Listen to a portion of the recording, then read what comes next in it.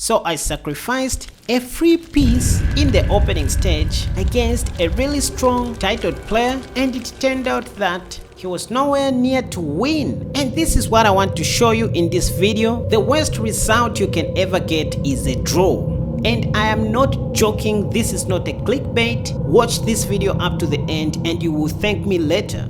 Now, last time I made a video about the Halloween gambit with white pieces, where you just give up a free knight right away in the opening stage. And if at all you guys didn't watch that video, you can easily find it in the card above. And according to the Lichess database, this doesn't appear to be a dubious gambit because white scores about 53% while black only scores about 43% despite giving him a free piece in the opening stage. And I actually demonstrated how this opening goes. Now in this video we are looking at a similar way you can actually sacrifice a full piece again in the opening stage with black pieces and still end up to win. Anyways, without wasting much of your time, our opening gambit works after white plays pawn to d4 on the first move. You just play knight to c6, inviting white to advance his d-pawn to d5. And this is the area of our meat in this video, but I'm still going to show you what to do if white plays other moves such as knight f3 and pawn to c4.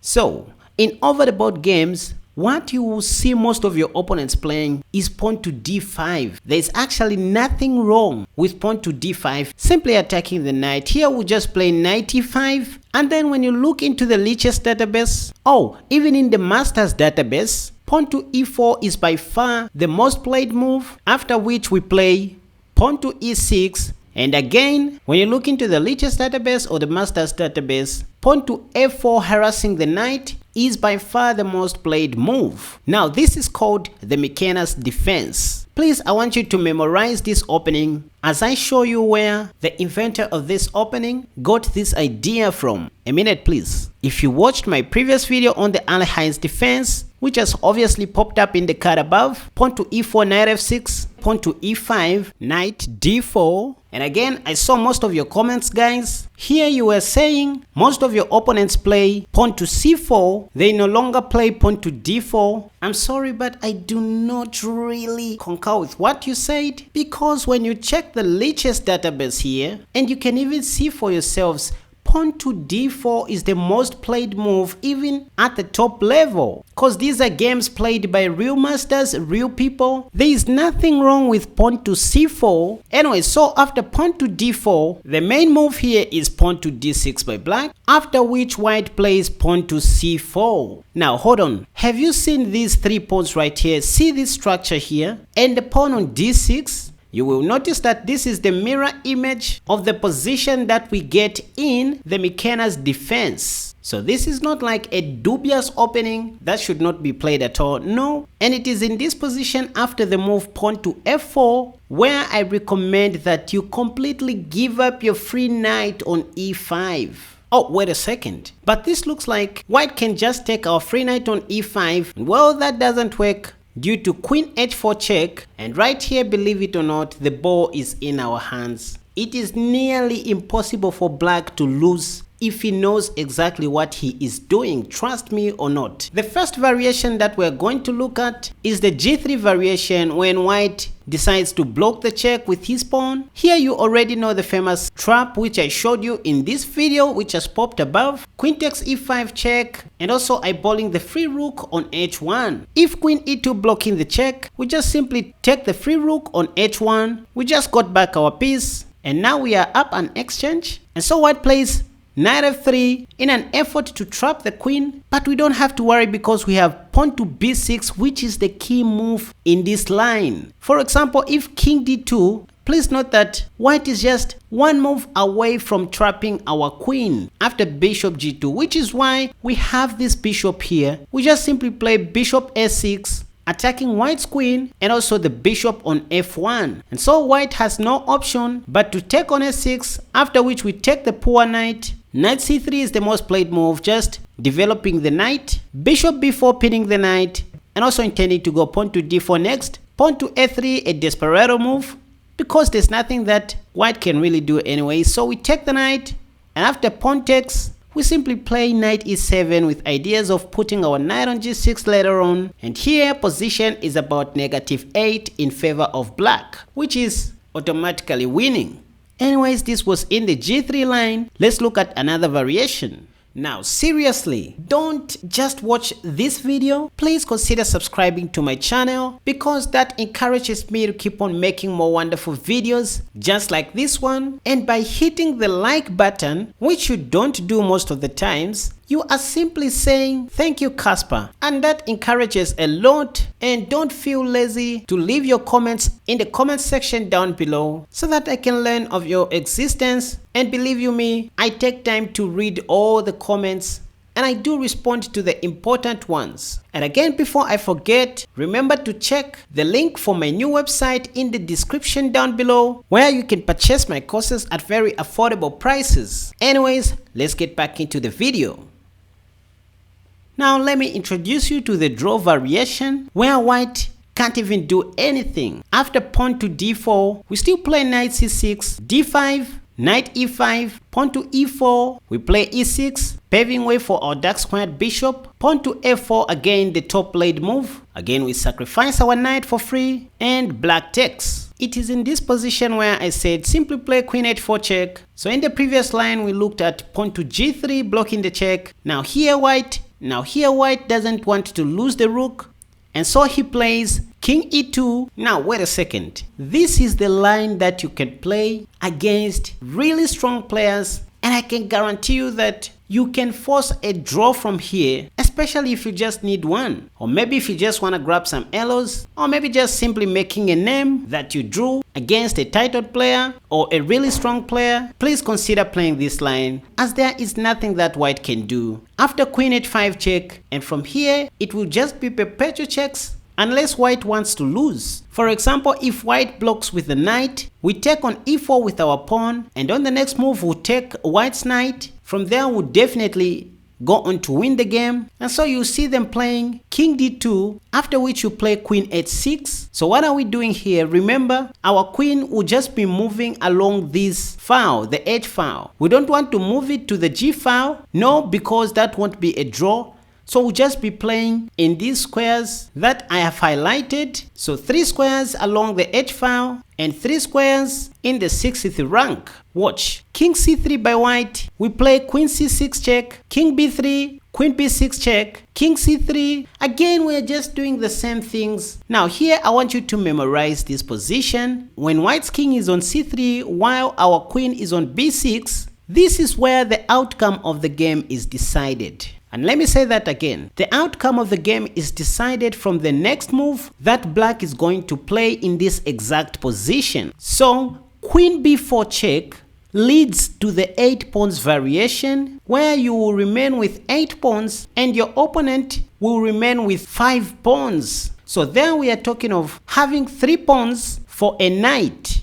Bishop b4 check leads to a win variation. I am going to show you that. And by win variation, what I mean is you will have a very decent advantage as black, which will be enough to win the game. Anyways, but queen c6, which we are looking at in this particular variation, leads to a draw. Hence, I call this the draw variation. So here, remember, we are playing against a really strong titled player or an advanced player, and we just want to have a draw, go home and chill with our families. So queen c6, we just want to have a draw. White plays king d2. Again, we go back to h6 check. King d3 may be played by white. And what do we do here? Queen h6 check, king d2, again queen h6 check. This will just be a repetition of moves. King e1, there's nothing that white can do. Queen h4, king e2, queen h5 check. We're just playing the same stuffs, or we're going to be giving white a perpetual checks. But in this position, let's say if white gets tired and plays something like king d3 here, well, we'll just grab a free queen and white should resign. Anyways, so that was the draw variation. Let's move on. Now let's look at the win variation. So this is where white begins with pawn to d4, knight c6, pawn to d5, knight e5 again, e4, and here we play pawn to e6 and then f4. Again we sacrifice the knight. So white takes the knight, then queen h4.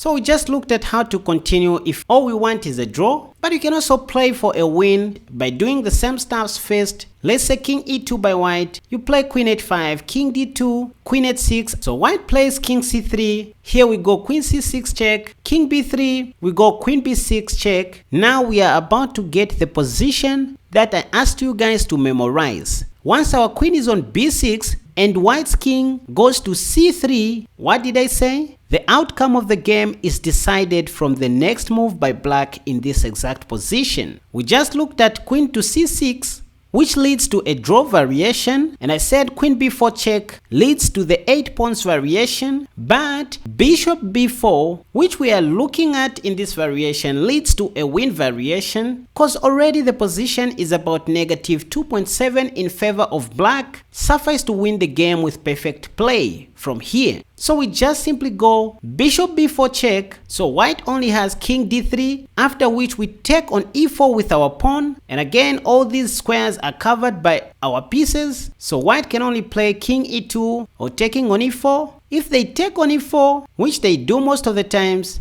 here we just play this move that I want you guys to memorize, queen f2, simply limiting the movements of the white king. So it's like the king is now in a box. And here our plans are very simple. Just to play e5, check, and bishop f5 in the near future. Pawn to c6 will also come. So the game is almost over in this position. For example, if white does nothing, let's just say a useless move, pawn to a3. Here we just play pawn to d5, and that's check. And if it takes d6 with n%, we play bishop b5 check. Please note that all these squares are covered by our pieces. So white plays king e5, and then here we play pawn to f6, king d5 the only move, and queen c5 checkmate. So this is how deadly this defense is. Anyways, let's go back a few moves. Right in this position, after queen f2, limiting the movement of the king, white may play knight f3 here. Again, you just play pawn to d5 check. If white takes with n%, knight f6 check, king d3, bishop f5 check, king c4, bishop e6 check, king takes b4. I mean, that bishop was hanging. Yes, but we have knight d5 check, and the only sensible move that white can play is to give up his queen. Otherwise, if king f4, for example, there's a mate in 2 after queen c5, intending to checkmate on b4, and if something like pawn to a3 avoiding the checkmate, we have knight b6 checkmate. And that's what happens after queen f2 and knight f3. So here we just played pawn to d5 check. Even if white doesn't take with n%, it doesn't matter even if they take with the king, because right now we are going to play bishop e6 check, and the only move is for white to play king e4, and then we play pawn to f5 check, king f4, pawn to h6. There's a mate in 1 coming because the knight is pinned to the king by our queen. So h4 by white, g5 anyways, and that's check. H takes g5, h takes g5 check, king takes g5, and queen g3 checkmate. Anyway, so that was just some important lines to know in the win variation. Now we can look at the 8 pawns variation. Now this happens after pawn to d4, knight c6, d5, knight e5, pawn to e4, and here we play pawn to e6, and then f4. Again, we sacrifice the knight. So white takes the knight, then queen h4. Let's say king e2 by white. You play queen h5, king d2, queen h6. So white plays king c3. Here we go queen c6 check, king b3, king c3, and now we are back to the position where the game is decided by what we play next. So we looked at the bishop b4 check, which is the win variation. I'm just using that for lack of better terms. Queen c6 is the draw variation. Now if we want to remain with 8 pawns, we just go queen b4 check, king d3 only move. Now here we simply take on e4 with a pawn, and after king e2 we play queen b5 check, because next we want to grab another pawn. That's the whole purpose of giving a check. So king e1, and then we take the pawn right away. And as you can see in this position, we now have 8 pawns and white has 5 pawns. 3 pawns equals to 1 minor piece, precisely a knight in this position. By the way, position is equal. If there's someone who has an advantage here, technically speaking, it's black. You can check that with Stockfish. So for example, if knight c3, intending to go knight d5 or knight b5 next, we just play pawn to c6. stopping those ideas, and honestly speaking, it's very difficult to choose the best continuation for white here because all of his pieces are doing nothing at the back and they have no better squares to go to. For example, we want to have a chain of pawns from the queen side. Let me show you. Bishop c4, we play pawn to d5, and now you can see this pawn chain, and this is the only chain that you should think of, okay? You may be tempted to start creating a pyramid by playing pawn to f5 and pawn to g6. This doesn't seem to work well for black, so in the meantime, just think of building a pawn chain from the queen side. Forget about the king side at the moment. On the king side, we're just going to be developing our minor pieces actively. So at the moment, don't think of playing pawn to f5. We don't want to have many dark square weaknesses. Our king needs to have a place to hide at some point. Anyways, the bishop is under attack. Bishop b3, d4. Again, it's all about the pawns, the expansion of pawns. Knight c e2, double attack on our d4 pawn. We defend it with our bishop plus developing our bishop. Bishop f4 is played by white attacking our queen. Now we do not leave our d4 pawn, which is attacked by two of white's pieces, so we just play queen f6, still protecting our d4 pawn, queen d2. Now I should mention to say that white's king cannot castle long, no short, because remember that it moved many times in the opening when we were giving some perpetual checks. So pawn to f5, planning to go f4 next, and pawn to b5, trapping white's bishop. So pawn to a3, creating a square for the bishop, a4, bishop a2, and then we play knight e7. So this knight normally develops on g6, then we castle short. Anyways, let's go back. So back to this position where we have 8 pawns against 5. Now we look at what to do after knight e2 by white instead of knight c3. Well, here we still continue with our normal development.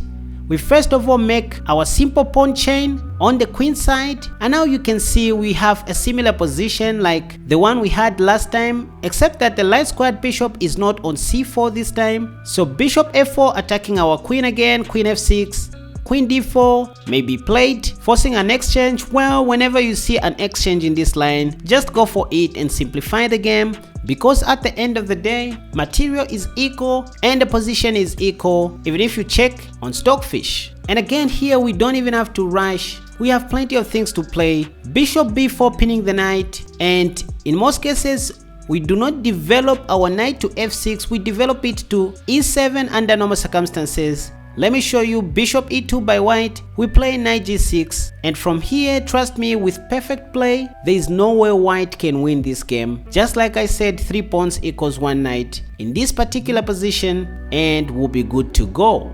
Anyway, so that was just in the 8 pawns variation. Of course, this is not the variation for every chess player. It calls for highly skilled chess players who are able to play with pawns.